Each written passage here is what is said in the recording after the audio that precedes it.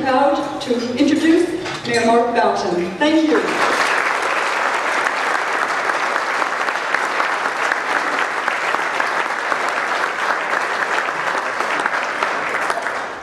Thank you, Judge, for your wonderful introduction. Your check is in the mail, and appreciate your ceremony. Congratulations on your leadership here with the Greater Danbury Chamber of Commerce. It's wonderful to see you doing such a fantastic job. Ladies and gentlemen, honored guests and elected officials, it's once again my pleasure to present to you this afternoon the state of our city for the year 2010. First, I have to congratulate Stu Leonard and his entire family for receiving the Cecil J. Brevity Award. But ladies and gentlemen, I have a confession to make. I am a Stu Leonard's junkie. I am.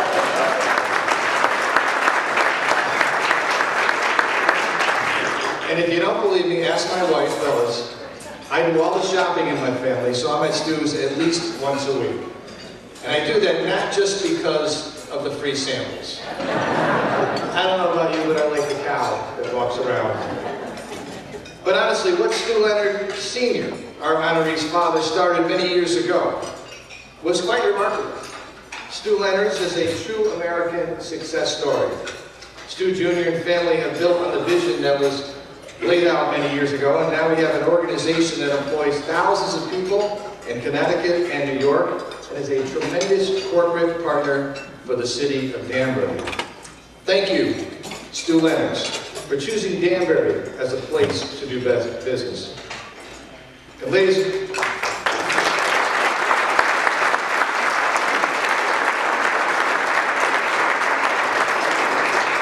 special thanks to the Greater Danbury Chamber of Commerce for being a statewide leader in encouraging and enhancing the pro-business environment that exists in our region. It's no accident that Greater Danbury has the lowest unemployment rate in the state of Connecticut. And of course, I would be remiss if I didn't give special thanks to my wife, Phyllis, for her continued support and advocacy for the city of Danbury. I appreciate it.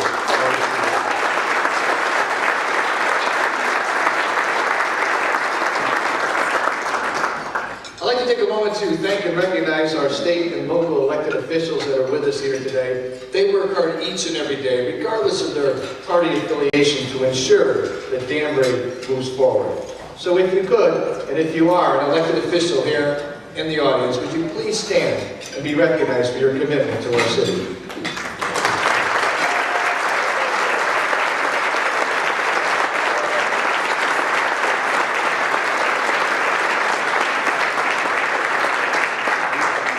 Ladies and gentlemen, rather than give you a list of accomplishments of the past year, I thought it would be appropriate to talk about some key initiatives for the coming year, to update you on several ongoing initiatives, and share some general observations about the state of our community.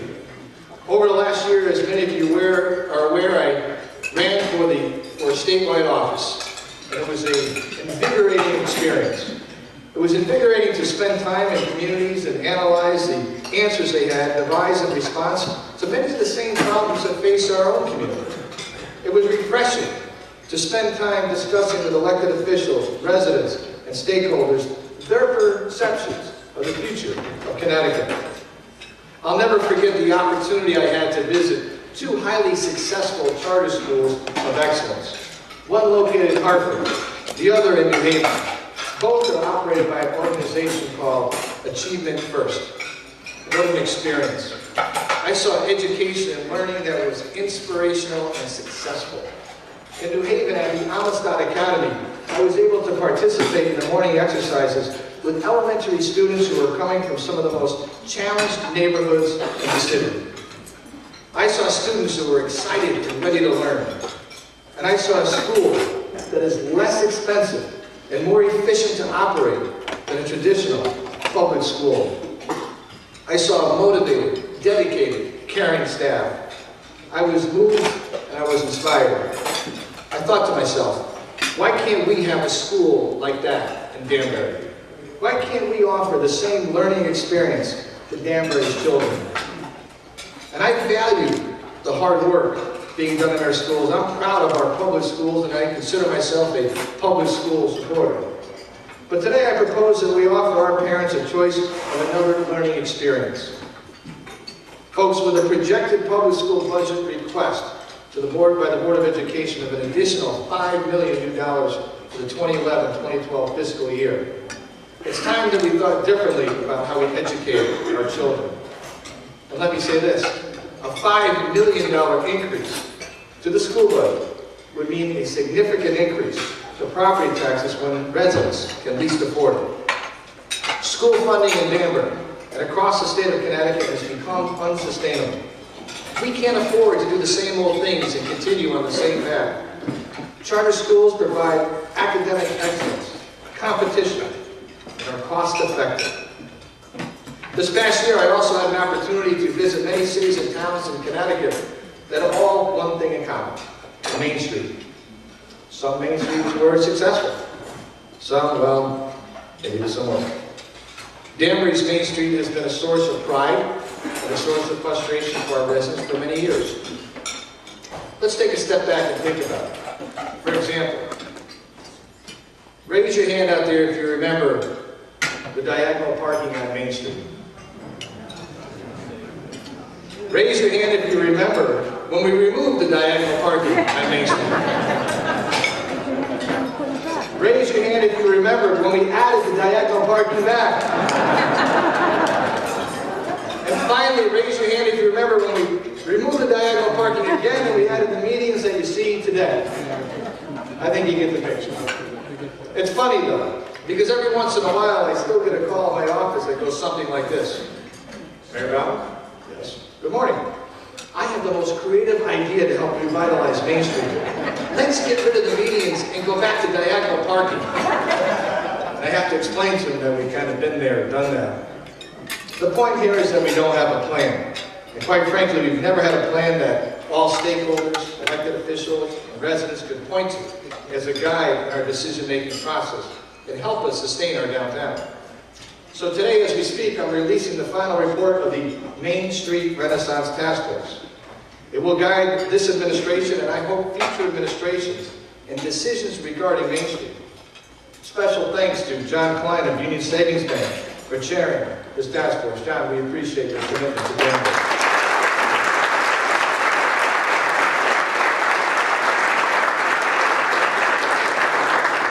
While I'm not going to read the entire plan to you today, I do want to highlight a couple of key points. As part of our strategic plan today, I'm announcing the creation of a new entity charged with implementing the recommendations of the plan, as well as strategic oversight of Main Street. It'll be called the Danbury Main Street Partnership, and it'll be created by our city ordinance, and will consist of members of the City Center Board, Chamber of Commerce, the Architectural Review Board, as well as residents, professionals, and stakeholders, who are all dedicated to improving Main Street and implementing our plan.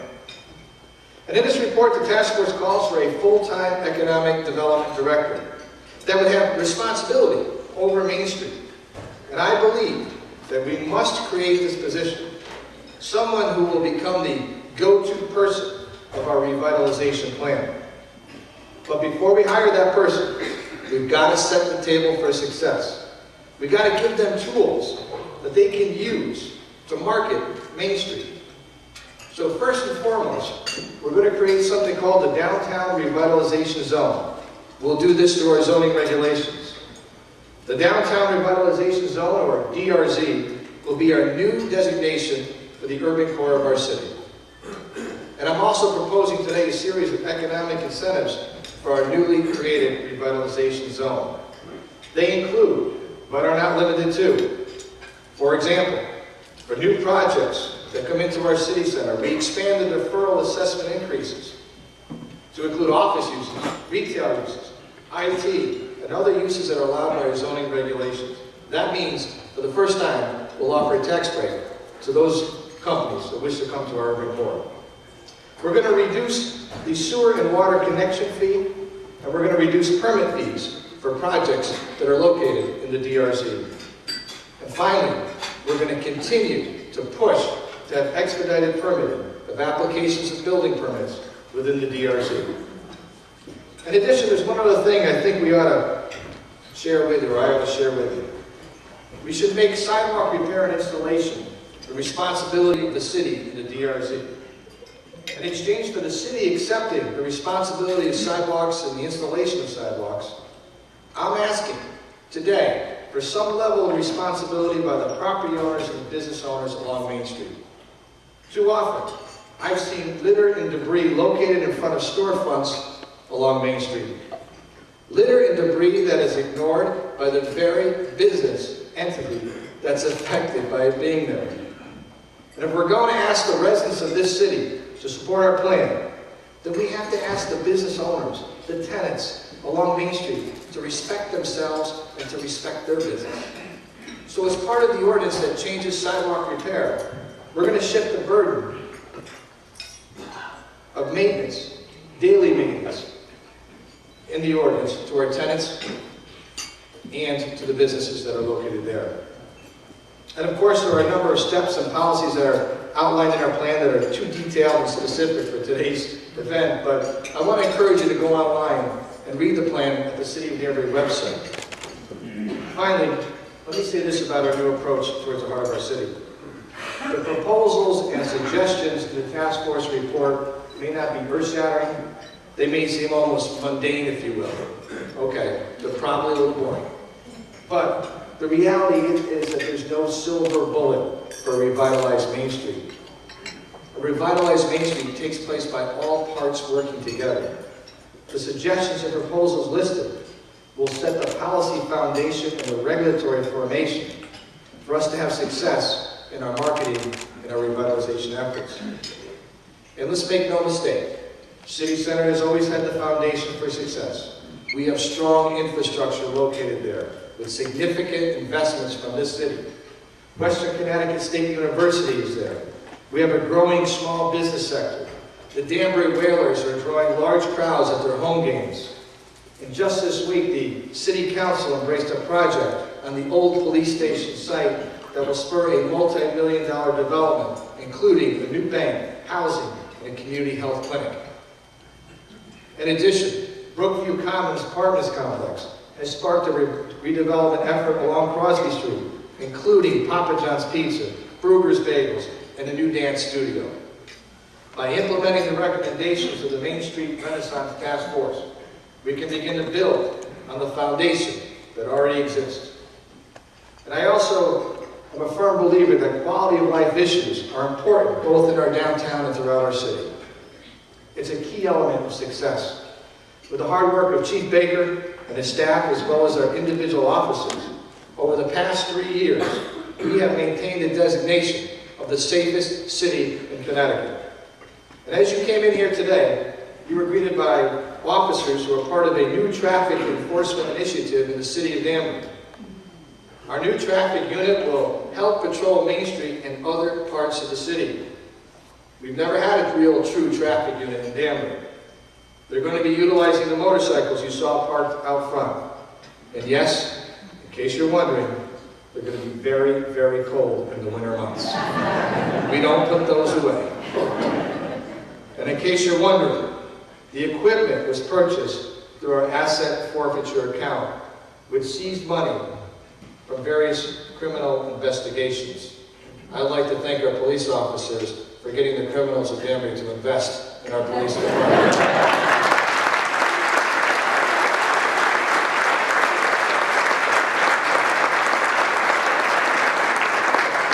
A few that there are. Last month, our new traffic enforcement unit issued more than 600 traffic tickets and citations. The police department is not the only public safety department that is doing a terrific job. Our fire department continues to be the envy of the state. And as I traveled around Connecticut, more often than not, I ran into people who were in the fire industry that were familiar with the Danbury Fire Department and how good they are. So today I'm also releasing our strategic plan for revamping and consolidation of the fire department. Again, I'm not going to read the entire plan to you today, but I want to give you a couple of quick highlights. We're calling that we should be combining 3 of our volunteer companies into one building in order to reduce expenses and to enhance the efficiency of our volunteer component. When funding permits, we're going to add a maintenance facility to the headquarters, and we should begin discussion about a new headquarters facility for the future. Finally, we need to expand the fire training school on Plum Trees Road to offer other types of training for our fire service. I want to thank Chief Harold, the Danbury Council of Volunteer Firefighters, and the firefighters themselves for the hard work of this report. Over the years, Danbury has benefited from a strong economy and a strong retail sector. One could almost say that our identity as Danburians has been defined by the vibrant business attitude of this city. So with that in mind, my administration has begun to investigate a number of different events to help market our city and raise the profile of our pro-business environment and attitude. We are in discussions about reviving the Danbury Fair and possibly hosting an air show at the Danbury Airport. We'd like to build on the successes of the Taste of Danbury and the mini triathlon event that we hosted in the fall. These can be positive events to highlight the very best of what our great city has to offer and the very best of who we are. Now for some difficult news. There's no question that the state budget crisis will have a negative impact on our ability to deliver services in our city budget. With a state budget deficit of close to $4 billion, there's no easy answers for the incoming administration. There's little doubt that Connecticut's ranking as one of the worst states to do business has exacerbated the current economic crisis. So we have a choice to make in this state. Are we pro-business, pro-jobs? Are we destined to become an economic backwater in the United States? A state where no company will locate here, or expand here, or stay here because of the stifling business mandates that are placed on our employers. That's the choice that our new governor and the legislature must make. Locally, the economic crisis and poor business climate has crippled our revenues and has virtually stopped grand list growth in Danbury. For the city, that means that there is no money. There is no money. It also means that the next few budget cycles will be painful and difficult for everybody. And while today I can't make any budget predictions, I can assure you that the City Council and I understand the economic challenges that our families and businesses are facing. We get it. There is some good news regarding the economy, though. I believe we're beginning to see the tentative signs of recovery. Danbury Hospital will embark on a $120 million expansion. WestCon's enrollment is at an all-time high. The Danbury Fair Mall is filling its last few remaining storefronts. New businesses are beginning to open around our city, and the phones are ringing again in our permit center. The Matrix Corporate Center continues to attract blue-chip tenants like General Motors and Guideposts. Toll Brothers has purchased much of the reserve and resumed construction in the spring. We've been able to retain the Barton Corporation with an aggressive partnership with the state of Connecticut. The shops at Marcus Dairy will begin development in the coming year. And most importantly, Sonic and Pepe's Pizza are coming to Danbury.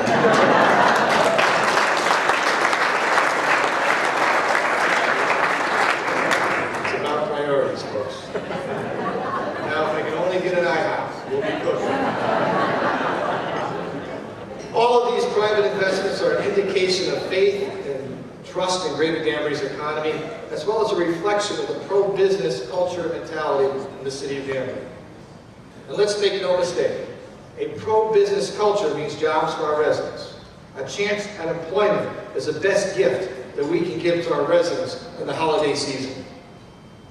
So ladies and gentlemen, I'm proud to report to you today that Danbury remains, by every measurement, by every metric, the envy of the state of Connecticut. And with a reinvigorated downtown revitalization effort, led by the Danbury Main Street Partnership, and with an eye towards enhancements to our schools and our public safety services, we will improve our standing as one of the best places to live in Connecticut. I want to thank you for your support over the past year. My friends, we live in a great city, a great state, the greatest country in the world. This magical time, let us not forget that. As we close out 2010, Phyllis and I wish each of you a happy and blessed holiday season and a terrific new year. May God bless you, and may God bless the great city of Danbury. Thank you.